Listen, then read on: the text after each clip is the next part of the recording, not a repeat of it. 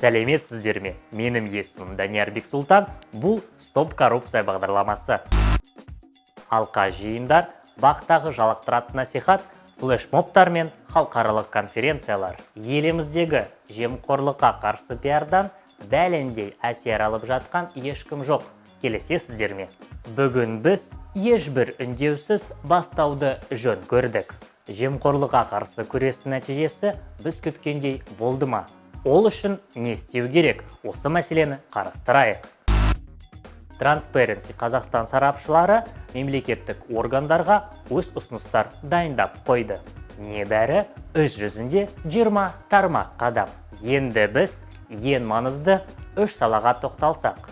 Ол заң шығару, мемлекеттік сынайлы сектор және мемлекеттік сатып алу. Бұл нақты қадамдар. Оны жүзеге асырғанда Қазақстанның сыбайлас жемқорлық деңгейі 10 өзгерістер болмақ. Заң шығарудан бастайық. Біріншіден, заңға жемқорлыққа қарсы сараптама нормасын қайтару қажет. Осы арқылы жұмыс істеп тұрған заңдар мен жобаларды қарайтын боламыз. Сарапшылардың пікірінше, сараптаманы мемлекеттік қызмет және жемқорлыққа қарсы күрес агенттігі жүргізуі тиіс. Тек оған сарапшы мамандары тарту керек. Ұлттық экономика министрлігі есептеуінше, сарапшылардың саны елімізде 500-ден асыпты. Екіншіден, қазір жұмыс істеп тұрған нормативтік құқықтық актілер жобаларына ғылыми сараптама жүргізу туралы ереженің күшін жойғызып, жаңасын енгізу қажет. Бағаның бірыңғай әдіснамасын жазылып, сараптама жүргізудің нақты тәртібі белгіленуі тиіс. Үшінші ұсыныс. Бөлек бағаға және заң жобасы жұмыстарының жоспарына сараптама енгізу керек. Ол заң шығаруды әзірлейтін мекеменің күшін үнемдейді. Заң шығару саласындағы тағы бір ұсыныс. Ведомстволық бұйрықтарына және жергілікті орындаушы органдардың жарлықтарына талдау жүргізілуі тиіс. Нені іздейміз? Қос араласушылық пен мүдделер жанжалы, жұмыс істемейтін және заңға сай емес құжаттарды жою қажет. Келесі кезекте мемлекеттік сынайлы сектор. Неден бастаймыз? Сыртқы аудиттан және олардың тиімділігінен. Дегенмен, тоқтай тұрыңыздар. Орталық құрылымдардың және жергілікті орындаушы органдардың тиімділігінде тексеруге болады ғой. Пайдалы әсер коэффициенті мен оңтайландыру келешегін тексеру бастысы.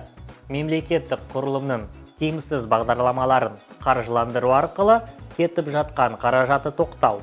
Ол үшін есеп комитеті мемлекеттік сынайлы секторлардағы барлық компаниялардың қаржылық шаруашылық қызметіне аудит жүргізеді. Сондай-ақ, ведомстволарға қарасты ұйымдардың тиімділігіне санды сапал тексеріс жүргізілуі тиіс. Коммерциялықтардың табысы және коммерциялық еместердің нәтижелілігінді бағалау.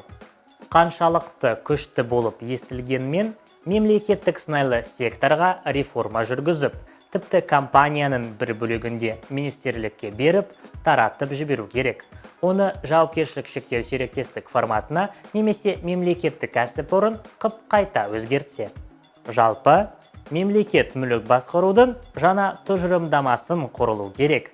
Мекемеге қарасты ұйымдардың жарғылық капиталы қалай толтырылып жатқан және мемлекет қандай дивидендтер алып жатқаны жіті назарға алу. Мемлекеттік сатып алу туралы көп нәрсе айтуға болады. Алайда бір-екі сарапшылар кеңесінің өзі жемқорлық қаупін едәуір төмендете алады. Мемлекеттік органдардың сатып алатын тауарлар мен қызмет көрсетуінің жыл сайын пресс-курантын шығарып тұруды ұсынамыз. Ал салық төлеушілердің есебінен алтын сағат, қымбат ағаштан жасалған столдарды сатып алмас үшін аталмыш тауарлардың және қызмет көрсетудің нақты тізімін анықтау. Бұл жерде жобаларын іске асыру үшін мердігерлерге жеткілікті уақыт берген маңызды. Конкурстар және келісімшарт жасасу үшін бірыңғай кезінді анықтап алу керек.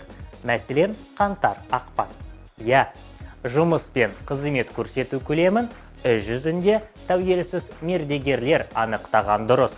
Конкурс жариялаудан 1-2 ай бұрын, яғни қараша-желтоқсанда жаңа жыл алдында.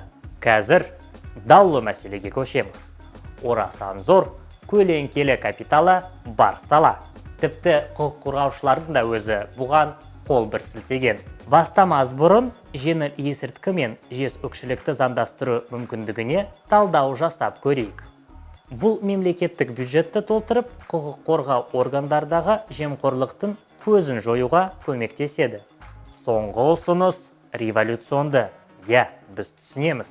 Бұл мәселені егжейлі-тегжейлі қарастыру керек. Ол уақыт алады. Бірақ әдепсіз, әуесқойлықты заңдастырумен салыстырғанда, өзге жемқорлыққа қарсы ұсыныстар қоғамда және құзыретті органдарда қолдау табар. Кім білсін. Дегенмен, мен еліміздің болашағына сенемін, сіздер де сеніңіздер. Бәріміз бір ауыздан стоп коррупция дейік.